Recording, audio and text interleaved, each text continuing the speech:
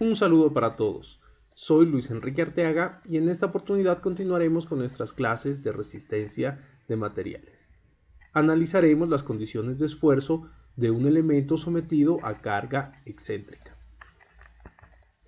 Para poder entender los esfuerzos que actúan sobre este tipo de elementos, vamos a presentar un ejemplo típico de un elemento mecánico sometido a carga excéntrica.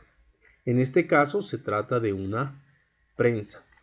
Esta prensa, cuando nosotros aplicamos sobre ella una fuerza, nos va a generar una reacción que la vamos a denominar con la letra F. Esta fuerza F va a afectar tanto la sección donde está aplicada como la sección transversal de nuestro elemento. En este caso, lo que vamos a hacer es trasladar la fuerza F al centroide de la sección transversal. Esta fuerza, por el hecho de desplazarse, va a generar también un momento que va a ser igual al producto de la fuerza por la distancia perpendicular entre el punto donde está aplicada al centroide de nuestra superficie. Vemos entonces que la sección transversal va a estar sometida tanto a fuerzas normales debidas a la carga, en este caso de compresión, como a fuerzas normales debidas al momento. Estas fuerzas serán de tensión en esta cara de la superficie y de compresión en la cara opuesta. Otra forma de entender la carga excéntrica podría ser construyendo el diagrama de cuerpo libre de una sección de la barra, como lo vemos en el ejemplo de acá. Tenemos una barra con sección transversal excéntrica a la que se le aplica una carga P y P'. Si nosotros realizamos el diagrama de cuerpo libre de nuestra mitad de la sección, apreciamos que debe existir una fuerza F igual a P con el fin de que se mantenga el equilibrio. Pero debido a que esa fuerza se desplazó una distancia d, va a aparecer también una tendencia al giro o momento sobre nuestra sección transversal. El hecho de que se presenten tanto cargas debidas a tensión o compresión originadas por la fuerza F y cargas a tensión y compresión debidas al momento hacen que tengamos que aplicar el principio de superposición y que se nos presenten dos casos o posibilidades. El primer caso corresponde a que la magnitud de los esfuerzos debidos a la fuerza P sean mayores que los debidos al momento. En este caso vamos a asumir una distribución normal de los esfuerzos a tensión del elemento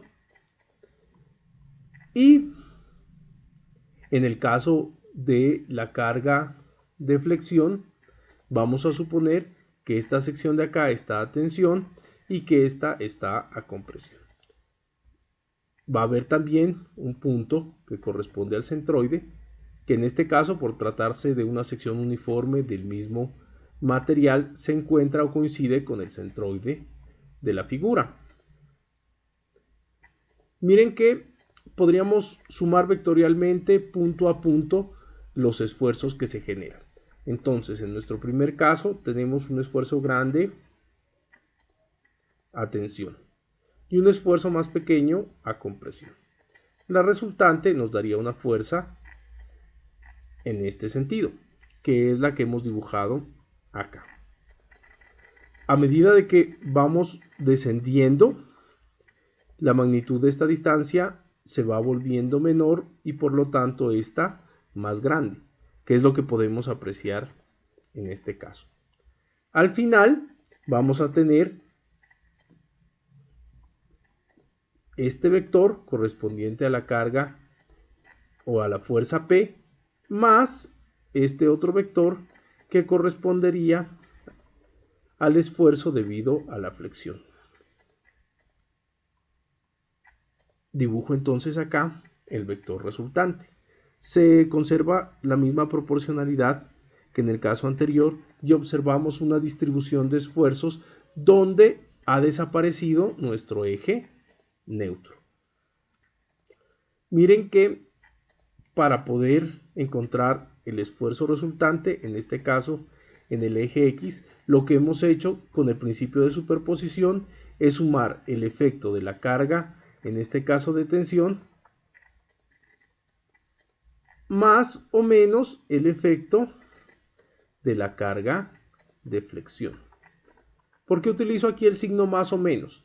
Debido a que en el primer caso hemos restado la magnitud del esfuerzo y en el segundo caso lo que hemos hecho es sumarlo.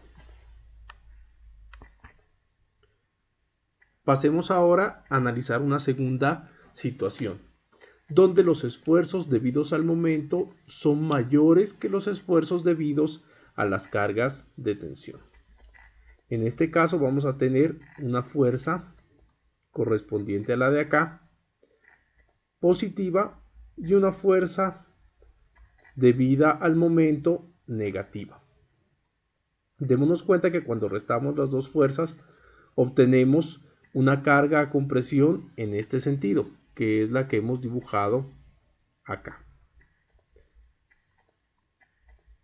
Igual, cada vez que vamos avanzando punto por punto, nos damos cuenta que esta carga va a ser menor hasta que alcanza un valor 0 y de allí en adelante comienzan a sumarse nuestros esfuerzos, siendo máximo el valor que nosotros encontramos en la superficie.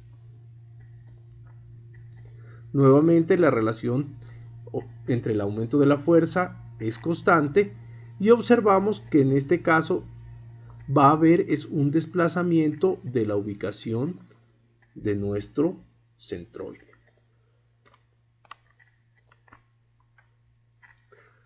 Para poder aplicar estos conceptos vamos a resolver el siguiente ejemplo que nos dice que una cadena de eslabón abierto se obtiene doblando barras de acero de bajo carbono de 0.5 pulgadas de diámetro, hasta darles la forma que se aprecia en la figura. Si la cadena soporta una fuerza de 160 libras, nos piden determinar los esfuerzos máximos a tensión y compresión en la parte recta del eslabón, es decir acá, y la distancia entre los ejes centroidal y el eje neutro de la sección transversal. Miremos entonces que cuando analizamos esta sección transversal, que la vamos a suponer circular, nos queda sometida a dos condiciones de carga. La primera debida a la fuerza de 160 libras y otra causada por el desplazamiento de la fuerza que nos va a generar un momento. Este momento va a ser igual al producto de la fuerza de 160 libras por la distancia, que es de 0.65 pulgadas.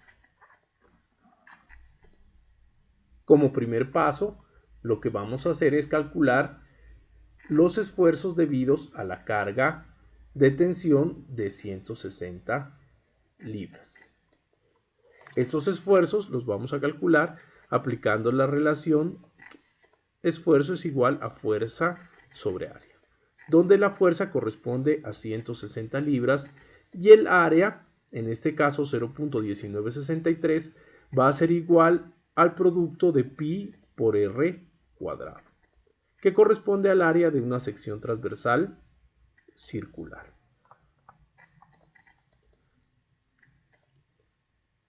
Tenemos entonces que el resultado de esta operación nos da 815 psi, que correspondería al esfuerzo generado en la sección transversal que pasa por el centroide de la figura debido a la carga de 160 libras. Vamos a aprovechar también para calcular de una vez el momento que genera la fuerza por su desplazamiento, que va a ser igual al producto de la carga, 160 libras, por la distancia entre el eje de aplicación de la fuerza hasta el centroide de la sección transversal, que nos lo da el ejercicio y que es igual a 0.65 pulgadas.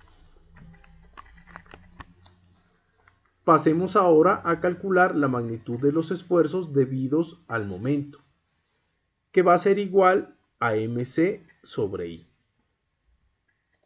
M ya lo habíamos calculado, es igual a 104 libras por pulgada, por C, que corresponde a la distancia desde la ubicación del eje neutro hasta el punto más distante.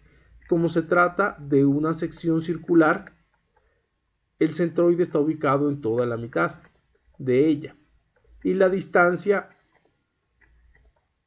máxima, tanto para los esfuerzos de tensión como de compresión, va a ser la misma. En este caso, la mitad del diámetro de la circunferencia o su radio, que para nuestro ejemplo es 0.25 pulgadas.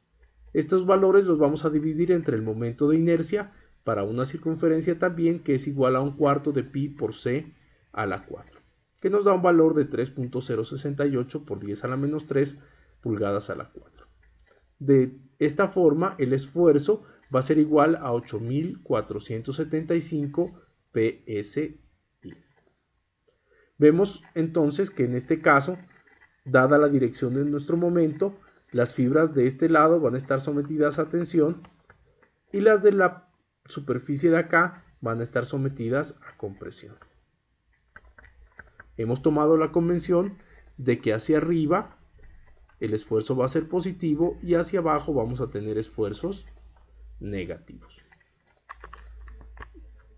Una vez hemos encontrado los esfuerzos debidos a ambas condiciones de carga, vamos a aplicar el principio de superposición, que nos dice que la carga total va a ser igual a la suma de las consideraciones de esfuerzos en ambos casos. En esta parte de acá tenemos que nuestros esfuerzos ambos son positivos, por lo tanto los vamos a sumar. Y 815 más 8.475 nos da un valor de 9.290 psi.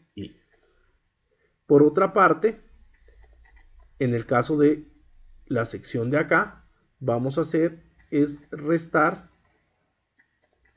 la magnitud de ambos esfuerzos. Y 815 menos 8.475 nos da menos 7.660 psi. También podríamos obtener el mismo resultado si a 8.475 le restamos 815 y tenemos en cuenta que el signo debe ser hacia abajo, porque esta magnitud es mayor. Ya dependería de qué forma lo entendemos de mejor manera. Observemos que en este ejemplo estamos tratando con el caso B, donde la magnitud de los esfuerzos a tensión es menor que la magnitud de los esfuerzos debidos al momento. Por esta razón, lo que estamos observando es que se nos va a presentar un desplazamiento de nuestro eje neutro, que corresponde a la segunda pregunta que nos hace el ejercicio. ¿Cuál es la distancia que se desplaza el eje centroidal y el eje neutro? Para ello vamos a partir de la ecuación que nos dice que el esfuerzo en X va a ser igual a P sobre A más o menos MC sobre I. Recordando que sobre nuestro eje neutro el esfuerzo va a ser igual a 0. Y vamos a llamar a esta distancia Y sub 0. De tal forma que el esfuerzo en X nos quede igual a 0 y va a ser igual a P sobre A menos M Y sub 0 sobre I. A continuación vamos a despejar Y sub 0 de la ecuación. Y nos queda que va a ser igual al producto de P sobre A sobre I sobre M. P sobre A nos dio 815 psi, que es la magnitud del esfuerzo, multiplicado por el valor de I, que es 3.068 por 10 a la menos 3 pulgadas a la 4, por el momento, que son 104 libras por pulgada. Operando tenemos que Y sub 0 va a ser igual a 0.024 pulgadas. Es decir, la distancia que se va a desplazar el eje neutro con respecto al eje centroidal de nuestra figura. Con esto damos por terminada nuestra lección del día de hoy. Les agradezco mucho su atención. Nos vemos en otra oportunidad.